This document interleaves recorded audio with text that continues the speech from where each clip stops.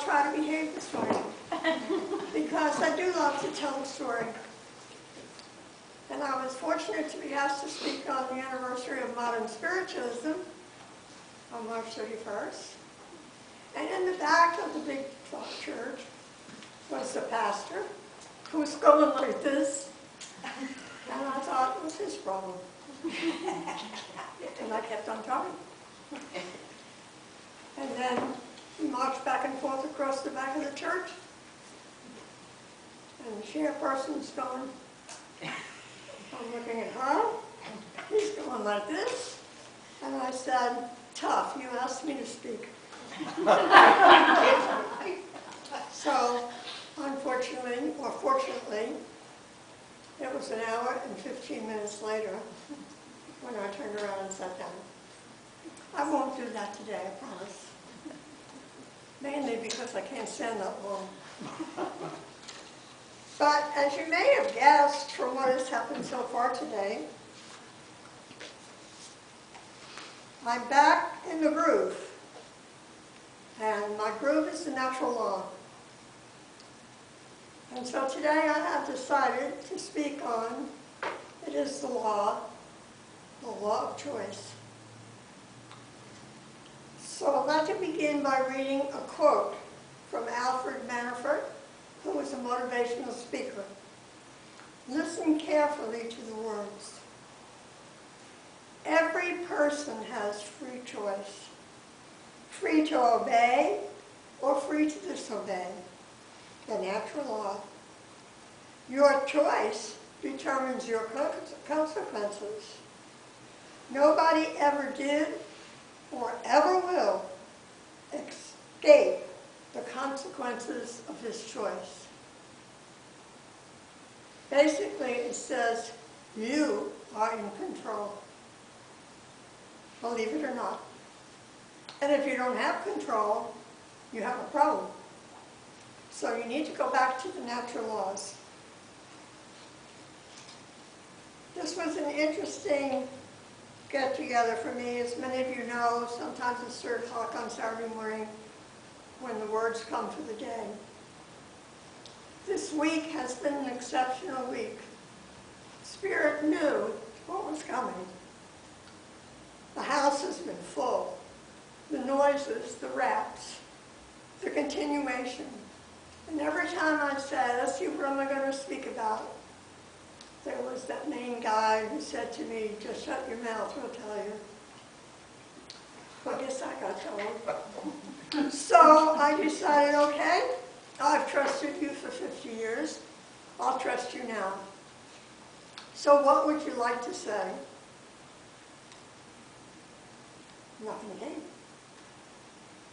I said, well, thank you very much. So I turned on the television. I don't watch much television. And the man that came on said, your life is your choice. Maybe that's why I keep hearing choice. So I decided, yes, that's probably what they want to talk about. That statement that I read by Manafort was a profound statement. It was just 3 or 4 sentences, but you could talk on that for hours. So I've decided that we all need to go back to study the natural law of choice. It is the evolutionary guide that leads us forward. It's our evolution in process.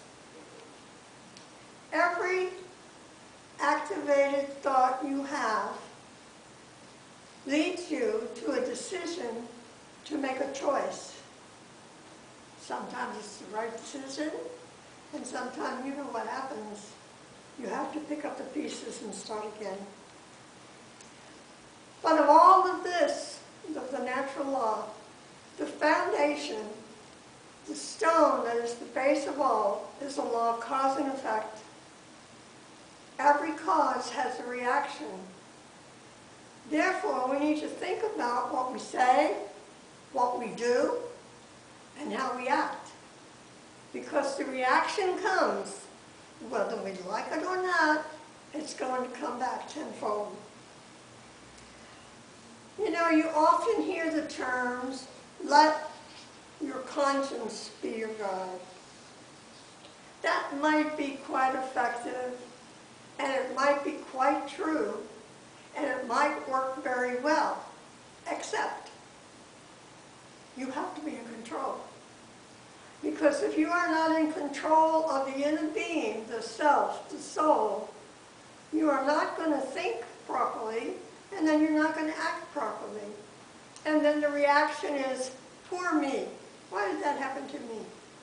Well, if we go back and check what we did, or what we said, or what we thought, we might understand better. You and you alone are your creator of your tomorrows. Yes, I know things happen, and yes, I know things get in our way, but those are just challenges for us to become stronger, to look more to the law, to look more to living the law, and to stay in constant truth. As you set these laws in motion, you know, I said today it's the law of choice, but no law stands on its own. Each law is melded into other laws. And as we practice the law of choice, we have to remember two major things, and that is the law of attraction. What we put out comes back. And also we need to practice the law of action, the law of allowing. Sometimes we don't allow things to happen because we think we have the answer. Sometimes we're better off if we just sit by the sideline, know Spirit will guide, and follow the light, and we will be guided. You know, it just simply takes one thought to change anything. You know that as women, cooks, even men as cooks. If it says one egg, it doesn't mean two. If it says stir it, it doesn't mean let it sit. We have to follow the policy and the action to make things work. So one thought can change our direction. One thought can change the outcome of that direction. And then we wonder, did I make the right choice? How many times have you said that? You know, I can go in a store, one of my favorite things is shopping, and I can pull out a half dozen items, and I know I don't need any of them, so I have to make a choice. And then I get home and I say, oh, I should have got the red one. Should-haves don't work. What works is the decision, the choice. Thought comes into play because it is our problem solver. When we think, we bring together ideas that can manifest in a result. However, how we think is what matters, because that's the result we're going to get. And sometimes, when it comes back, we say, how did that happen? But again, we go to the mirror. And we still learn our thoughts are effective. Our thoughts create our tomorrows. Our thoughts create our next instant. Our thought is what affects our choice. So how we think is a major thing, and that is a law, the law of thought. As we think, all of us can sometimes get in that negative mode. And when we think on that vibration, everything goes amiss. You know what happens when Mercury's retrograde? Well, it doubles up if you haven't got things in order. So we want to create the positive thought. We want to create that which will bring stimulation to us and to all of those around us. You know, it's really interesting. You can say a lot. You know, a lot of people's heard it. But your thought goes into the universal pool. Think how many people can tune into your thought. So it's necessary that we are positive. And when we have these thoughts, we think about our mind. What about that mind? You know, there's been questioned by science and paranormals and what have you. Where is the mind? Is it in the brain? Is it in the cells? Where is it? Doesn't matter. What matters is that mind is affected, and it's affected by the way we think. And the way we express that thinking, be it verbal or be it mental. Thought dominates our evolutionary process. And so it's important that we think before we speak. My goodness, I can remember my mother saying that when I was this high. And you know, as I got older, I learned that I kept myself out of a lot of situations just by shutting up. So we need to think more, but we need to think in the right way, because as that thought permeates the universe, we are creating positive or negative.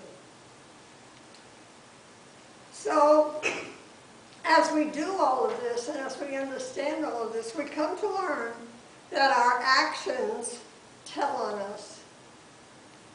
We don't have to speak. Just the way we behave, people can look at us and determine how we think, what we do, and what we express, who we help and who we don't help. It's amazing. It's like we have this mirror on us, and when people look at us, they see the soul. They see it in action. And it's our responsibility to keep it healthy. Using our mind power, we can redirect our thought. You know, sometimes I think about, I'm a great one for changing things. My living room was changed by a friend because I said, I can't stay in this room and I think I want to move it around. And she said, get out of the way. Because she knew how to do it and I didn't. And I was smart enough to say, let her do it. So that changed the vibration of everything in the room. It changed the vibration of everything in the house. It changed the feeling of people when they walked in the door. Just a simple little change that came from the mind. So our mind projects those thoughts that create what we want to do. A healthy mind has three functions. The one function is it determines what is to be constructive. The second is it determines what is destructive. And third, it determines the intensity of the thought. That is a key word, the intensity. It's not just what we think, but it's the power and the energy that we put into thought. And you know, I said the topic was choices, and you're saying, oh, she's off on thought. Can't make choices without thought. If you do, you find out behind the eight ball. So we need to know that it's very important that we have the proper placement of each. We recognize when something is constructive, and when it is, we add to it. And we recognize when something's not right, and it's best we leave it alone. But in either way, it takes an action. It takes the thought to make the choice to change or to not change. So it's up to us. So your potential really lies within you. It's not outside. It's not something you can do. You know, you can go to school, and I don't tell you not to. You can go to school after school after school. You can get degree after degree after degree. And I know some of the dumbest smart people because they don't practice what they learn. They don't allow the potential that's within them. They depend on a book. They depend upon what somebody else said. I love it when somebody quotes somebody and the quote just is not the way it should be. And I say, you want to quote that again? And they say it again, and you see their eyes sort of those. They got it. The quote was just somebody else's thought. It was not their thought. And that's what's important. We can quote people if we take that information and let the mind throw it into the thought process, and we let that meditation, that pondering, change our life and change things about us. The potential within you is your key to achievement. If you're going to achieve, you can have all of the smarts in the world. You can have all of the energy in the world. But if you don't use it in a positive way to express the best choices for everybody, not just for yourself, you've missed it. You've missed the boat. The other thing is the spiritual essence of our being. We are created in the image of the energy of the universe. We are created in what people call the God force. We are created to be special. We all have the power of creation within us. And that power, generated by our thought, brings us success. It turns potential into reality. We have seeds of uniqueness within us. None of us are alike. You know, I just love it this past few weeks while I'm sitting with my leg propped up and my daughter's fixing meals for me. And I watch her cut the celery and I cringe. I think, oh, that poor celery. But she gets the job done. The stew is just as good as it was if I cut it. So it's okay to be different. It's okay to be unique. It's okay to use those thoughts within if you make the right choice with those thoughts. And each of us is in control of our thoughts. And if we're not in control, we have a problem. And if we have that problem, we need to start thinking about it. Because unless we change self, we can't change anything. It all begins within. No one can be just like you or me. And I learned that this last week. You know, I do my laundry and the whites are here and the colors here and, you know, everything's sorted. My daughter does the laundry. You know what? It all came out clean. I was amazed. Nothing faded. Nothing was wrong with it. And just yesterday, she sent me an email. And she said, I'm such not a bad kid after all, huh? And then she said, and your famous quote, I'll do it my way. And that's one of my favorite songs, I'll do it my way. So capture the potential that's within you. Let yourself turn to Socrates and his teaching. 2 little words. Know thyself. And I can tell you right now, having been in the ministry for this many years, and having listened to other people, and their problems, or their so-called problems, or the problems they're creating, but somebody else made the fault, you know. As you listen to them, ask them a question. What does your soul tell you? Who knows the answer? 99% of the time they say, my soul don't speak, I don't know. You don't know your own soul? You've got a problem. So it takes pondering the thought and making the choice to become better, to be more extensive, to be open to other things, to be open to change. You know, we're in the age of Aquarius. Everything's changing. We haven't even begun to see the tip of the iceberg. So if you think there's a lot of confusion going on in the world today, I got news for you.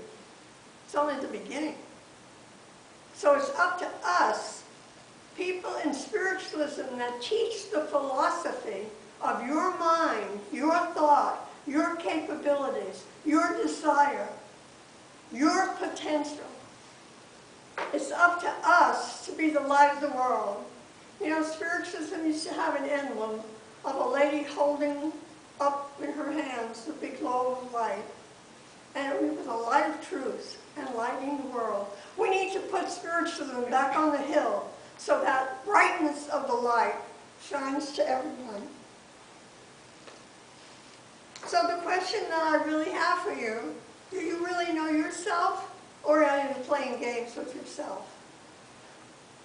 As that thought came to me, I sat down and started making a list about myself. And then the next day I took the list and I said, oh, that's game number 1. Oh, that's game number 2. I learned something about myself by playing my own silly game. So I'm suggesting to you, get in the silence, speak to your soul, ask to be shown you strong points, ask to be shown you weak points, and then ask help with the weak points. Then say, I want to always make the right choices. Help. Help. If you do, you will find that that old thing about mirror, mirror on the wall, it's a great gadget. It does tell us all. You can't pretend not to see yourself. You know, I said to a friend of mine a few weeks back, she was complaining about something, and I said, have you looked in the mirror? And she said, oh yes. She said, you know, I got a little gray streak starting here, and by gosh, there's a little flop dropping here. She said, you can see my age. I said, I'm so glad you looked in the mirror because you haven't seen yourself. You've only seen the facade that covers yourself. And she said, what? You see, people don't think that they don't know themselves. And basically, we need to stop, we need to ponder, and we need to think about where we are and where we're going. We need to think about the choices we're going to make. You know, another example of that is a lady called me and said, I'm thinking about moving to Idaho. I said, what? Why are you moving to Idaho? I can get away from everything. I said, no, you can't. You're dragging it all with you. You can't run. It doesn't matter where you are. You have to change where you are. Joel Goldsmith is another one of my people that I love. He's a philosopher. And he said, the way we act expresses our inner thought, expresses our soul. So it's important not only to think, make the choice, and act on the choice. If you're not in tune with the infinite, by Ralph Waldo Emerson, you haven't met your soul. And so it's time to get in tune with that infinite. You are infinite. You are important. You are unique. You are somebody. Stop beating up yourself. Make some choices. You know, the worst part of not being in tune with the infinite is that you're endangering yourself. You wouldn't go out and cross the major highway without looking both ways. But you wander through life with the blinders on. You're missing the boat. Allow yourself the expansion. Stop and go into the silence. It's in the silence where your soul can connect. Your soul connects with the universe. And you want the thoughts of those positive people. You want all of that to be a process in your time of silence. Silence is an answer. This all boils down to this. If you're not happy the way things are going in your life, the law of choice just needs to knock on the door, open up, and make some decisions. Make some wise choices. The last two verses of a poem written by Mary March Baker, it's called It Is the Law. And for those of you who have been around here for a while, you know there was a president of the National, Joe Merrill, and he quoted the only one I know in the world who quotes It Is the Law with the emphatic and the determination to make you understand. And I just chose the last two verses because I knew I'd run out of time. And it starts like this. My Savior is the good I've done, for this alone my heaven is grown. My crown, the love that I have won, and deep within is God enthroned. I to myself will surely draw that which is mine. It is the law. Here's another verse. And my accuser is the soul. My judge is that stern discipline that ever seeks to make me whole. I cannot from this court withdraw. I must bear witness. It is the law. The choice is yours.